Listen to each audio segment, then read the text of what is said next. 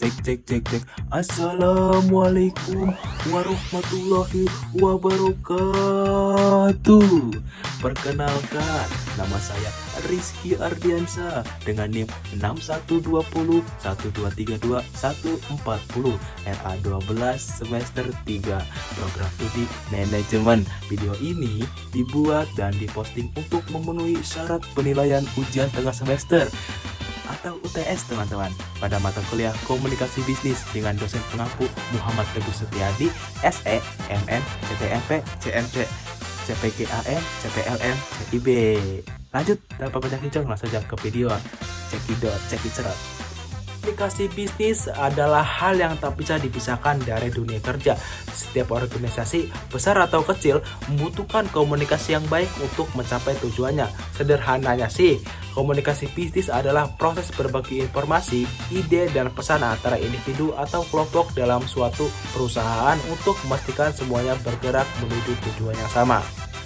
Penting untuk diingat bahwasanya komunikasi tidak hanya sekedar menyampaikan pesan, tetapi juga bagaimana pesan itu diterima dan dipahami oleh penerima. Misalnya ketika kita berbicara dengan rekan kerja atau klien, kita tidak hanya harus menyampaikan apa yang kita pikirkan, tetapi juga memastikan bahwa informasi yang kita berikan jelas, mudah dimengerti, dan relevan. Hal ini penting karena komunikasi bisnis yang efektif bisa mempengaruhi keputusan yang diambil, hubungan yang dibangun, dan hasil dicapai oleh perusahaan. Tujuan dari komunikasi bisnis sendiri cukup luas teman-teman, dari memberikan informasi yang diperlukan untuk menjalankan pekerjaan hingga mempengaruhi perilaku orang lain agar sesuai dengan tujuan perusahaan. Komunikasi yang baik juga berperan dalam koordinasi kerja, memperkuat hubungan antara anggota tim, dan memecahkan masalah yang muncul selama proses bisnis. Bahkan, komunikasi yang transparan dan jujur dapat membantu menciptakan lingkungan kerja yang lebih harmonis dan tentunya berdampak pada produktivitas tim secara keseluruhan. Selain itu, komunikasi bisnis berfungsi dalam banyak aspek. Misalnya, fungsi informatif yang memastikan semua orang mendapat informasi yang tepat dan terbaru. Selanjutnya ada fungsi instruktif yang memberikan arahan agar setiap orang tahu apa yang harus dilakukan, hingga fungsi evaluatif yang berguna untuk memberikan umpan balik dan menilai kinerja tim. Tak kalah penting juga, komunikasi bisnis juga memiliki fungsi persuasif di mana kita bisa mempengaruhi orang untuk mengambil tindakan yang diinginkan, baik itu dalam hal penjualan, kolaborasi, atau hal lainnya. Ketika berbicara soal bentuk komunikasi, kita bisa melihat bahwasanya komunikasi bisnis itu sangat beragam teman-teman. Bisa berupa percakapan langsung seperti dalam rapat, melalui email yang lebih formal, atau bahkan menggunakan infografis untuk mempermudah pemahaman. Tentu saja, kalau saluran komunikasi yang kita pilih harus sesuai dengan situasi dan audiens yang kita hadapi. Misalnya, komunikasi verbal seperti presentasi lebih efektif untuk menjelaskan ide secara langsung, sementara email atau laporan lebih cocok untuk hal-hal yang membutuhkan dokumentasi tertulis. Si bisnis juga tak terlepas dari beberapa unsur penting yang mempengaruhi kelancarannya teman-teman. Ada si pengirim yang menyampaikan pesan, penerima yang menerima informasi, serta saluran komunikasi yang digunakan, apakah itu melalui email, telepon, atau pertemuan langsung. Namun, yang tak kalah pentingnya adalah umpan balik dari si penerima. Tanpa adanya respon, kita tidak bisa tahu apakah pesan kita sudah diterima dengan benar atau belum. Selain itu, gangguan atau hambatan dalam komunikasi seperti masalah teknis atau berbeda interpretasi juga harus diwaspadai agar proses komunikasi berjalan lancar. Jadi komunikasi yang baik membawa banyak manfaat bagi perusahaan. Salah satunya adalah peningkatan produktivitas. Ketika informasi mengalir dengan baik dan koordinasi antar tim berjalan dengan lancar, pekerjaan bisa diselesaikan lebih efisien. Selain itu, keputusan yang diambil juga lebih tepat karena didasarkan pada informasi yang akurat dan jelas. Karyawan pun akan merasa lebih termotivasi dan dihargai jika mereka merasa terlibat dalam komunikasi yang terbuka dan transparan. Bahkan, hubungan yang baik dengan pelanggan bisa tercipta karena mereka merasa diperhatikan dan dihargai lewat komunikasi yang efektif. Dalam komunikasi bisnis, ada dua cakupan utama yang perlu dipahami. Pertama, komunikasi internal yang terjadi dalam organisasi. Ini melibatkan interaksi antara karyawan, manajer, dan departemen, seperti dalam rapat, pengiriman email internal, atau bahkan memo singkat yang digunakan untuk menyampaikan instruksi atau informasi penting. Komunikasi internal yang baik memastikan bahwa setiap orang memiliki pemahaman yang sama dan dapat bekerja secara harmonis. Kedua, ada komunikasi eksternal yang mencakup segala bentuk komunikasi antara perusahaan dengan pihak luar seperti pelanggan, pemasok, dan investor hingga masyarakat umum. Komunikasi eksternal ini menjadi wajah perusahaan di mata publik dan bisa mencakup hal-hal seperti negosiasi, promosi produk, hingga penanganan keluhan pelanggan. Komunikasi dalam bisnis tidak hanya terbatas pada satu bentuk saja. Ada berbagai cara untuk menyampaikan pesan tergantung pada situasi dan audiens yang dihadapi. Salah satunya ialah komunikasi verbal yang biasa berupa percakapan langsung, presentasi, atau diskusi dalam rapat. Kata-kata yang dipilih harus jelas dan tepat agar pesan yang disampaikan tidak menimbulkan kebingungan. Di sisi lain, komunikasi nonverbal juga memiliki peran penting meskipun tidak hanya menggunakan kata-kata. Hal yang seperti bahasa tubuh, ekspresi wajah, atau bahkan intonasi suara bisa sangat mempengaruhi cara orang menafsirkan pesan kita.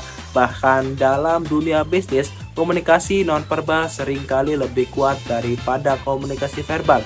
Lalu ada komunikasi tertulis yang merupakan cara yang lebih formal untuk menyampaikan informasi, lebih baik melalui email, laporan, atau proposal. Dan tak kalah penting, komunikasi visual kini semakin banyak digunakan, terutama untuk mempermudah pemahaman informasi yang kompleks dengan menggunakan grafik, diagram, atau video. Pentingnya komunikasi dalam bisnis dapat dilihat jika kita menganggap bisnis sebagai sebuah sistem. Semua elemen dalam sistem tersebut, baik karyawan, produk, pelanggan, maupun proses bisnis lainnya, harus saling terhubung dengan baik agar bisa bekerja secara efisien. Disinilah komunikasi memainkan peran kunci.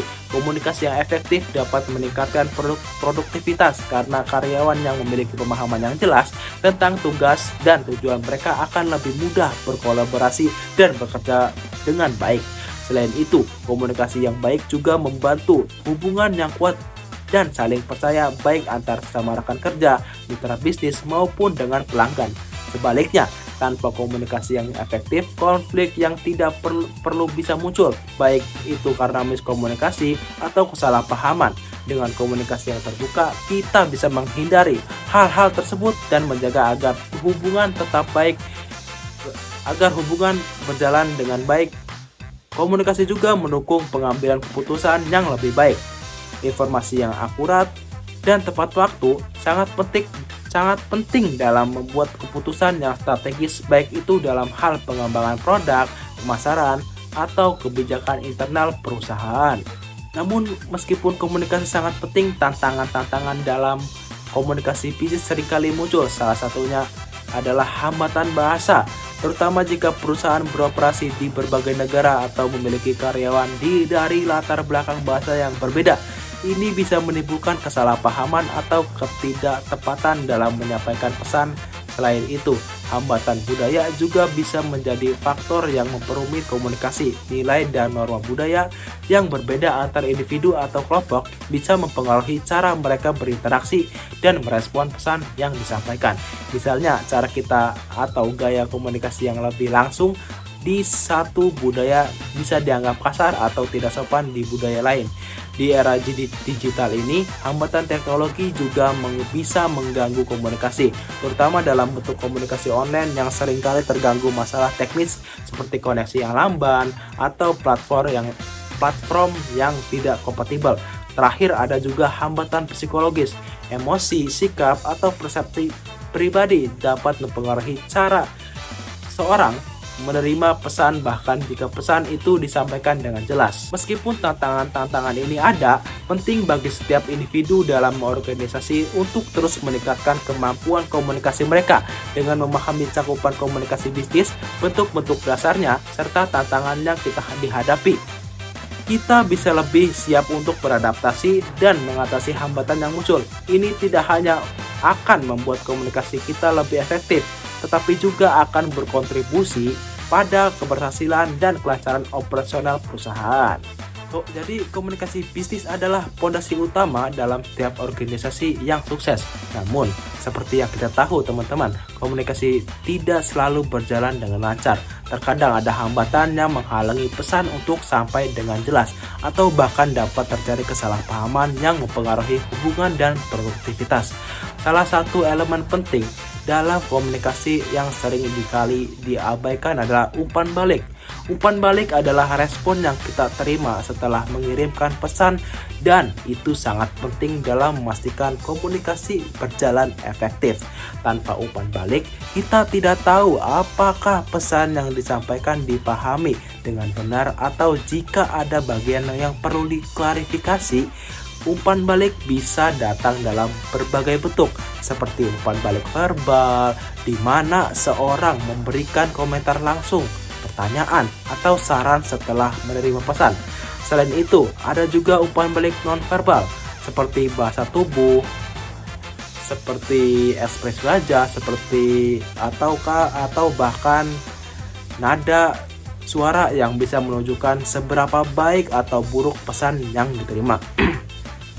Yang tidak kalah penting adalah umpan balik tertulis yang bisa berupa email, laporan, atau bahkan survei yang memberikan wawasan lebih tentang bagaimana pesan kita diterima oleh orang lain. Meskipun kita berusaha untuk berkomunikasi dengan jelas, kesalahpahaman seringkali terjadi. Salah satu penyebab utama adalah perbedaan persepsi. Setiap orang memiliki cara pandang dan pengalaman hidup yang berbeda, sehingga mereka mungkin memahami pesan dengan cara yang berbeda pula. Di samping itu, ada juga noise, baik itu gangguan fisik seperti suara yang bising, atau gangguan psikologis seperti stres yang dapat menghalangi seseorang untuk benar-benar mendengarkan pesan dengan penuh perhatian. Terkadang informasi yang disampaikan bisa disaring baik secara sadar maupun tidak sadar oleh penerima pesan, sehingga hanya sebagian pesan yang benar-benar dipahami. Bahasa yang tidak jelas juga bisa menjadi sumber masalah, terutama jika kita menggunakan istilah teknis atau kata-kata yang tidak familiar bagi semua orang. Terakhir, kultur yang berbeda juga berperan besar. Nilai dan norma budaya yang beragam bisa menyebabkan interpretasi yang salah terhadap pesan yang kita sampaikan. Adapun dampak kesalahpahaman ini bisa sangat besar. Konflik bisa muncul baik antara rekan kerja maupun dengan pihak eksternal, yang tentunya dapat merusak hubungan kerja dan menurunkan produktivitas. Selain itu, kesalahpahaman juga menciptakan ketegangan antara tim yang akhirnya menghalangkan tercapainya tujuan bersama. Untuk mengatasi hal ini, memperbaiki komunikasi dalam organisasi adalah langkah yang krusial. Salah satu cara yang paling efektif adalah dengan membangun saluran komunikasi yang terbuka. Di lingkungan yang terbuka, setiap orang merasa lebih nyaman untuk berbicara dan mengungkapkan pendapat mereka tanpa takut disalahpahami atau diabaikan. Selain itu, kita juga perlu meningkatkan keterampilan mendengarkan. Banyak masalah komunikasi muncul bukan hanya karena kita tidak bisa berbicara dengan jelas, tetapi juga karena kita tidak cukup mendengarkan dengan seksama. Latihlah diri kita dan rekan-rekan untuk mendengarkan secara aktif, memberi perhatian penuh kepada lawan bicara, dan mengonfirmasi kembali pemahaman kita, teman-teman. Jadi kesimpulannya, komunikasi yang efektif adalah elemen krusial yang menjadi penopang kesuksesan sebuah organisasi. Dalam dunia bisnis, komunikasi tidak hanya sebatas pertukaran informasi, tetapi juga merupakan sarana untuk membangun hubungan yang baik antar individu, memperjelas tujuan bersama, serta memastikan kelancaran setiap proses dalam organisasi. Dengan memahami berbagai pola komunikasi, baik itu vertikal, horizontal, maupun diagonal, organisasi dapat mengoptimalkan saluran komunikasi untuk mendukung kinerja dan kolaborasi yang lebih baik. Namun meskipun penting, masalah komunikasi seringkali muncul dalam bentuk miskomunikasi, rumor overload informasi, dan kurangnya keterbukaan. Oleh karena itu, penting bagi organisasi untuk mengelola komunikasi dengan bijak. Mulai dari membangun saluran komunikasi yang jelas, memastikan akses informasi yang merata, hingga mendorong budaya komunikasi terbuka dan transparan. Pelatihan komunikasi yang berkelanjutan juga dapat membantu meningkatkan keterampilan komunikasi setiap anggota organisasi. Terima kasih, saya Rizky Ardiansyah. Semoga teman-teman memahami apa yang saya sampaikan dan bermanfaat tentunya. Saya Rizky Ardiansyah, saya ingat, bye-bye.